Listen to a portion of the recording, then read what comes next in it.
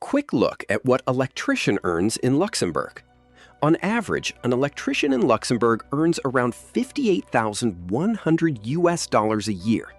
That is the average annual gross salary before tax, but after tax, this brings home around $41,200 each year. That means your monthly take-home pay adds up to roughly $3,433. While that covers the whole country, working in Luxembourg City pays noticeably more, where an average electrician income reaches $48,700 after tax. That sounds like a big jump, but living in the capital costs much more, so your actual buying power drops back down.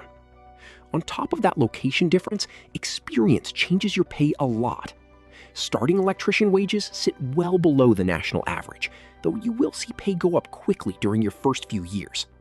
Once you reach mid-career, progress slows down unless you step up your skills.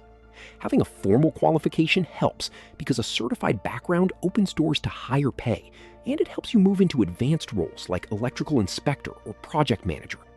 Specializing in high voltage systems or complex automation adds even more to how much does an electrician make in Luxembourg, which is why skilled trade workers earn such strong electrician salary in Luxembourg over time.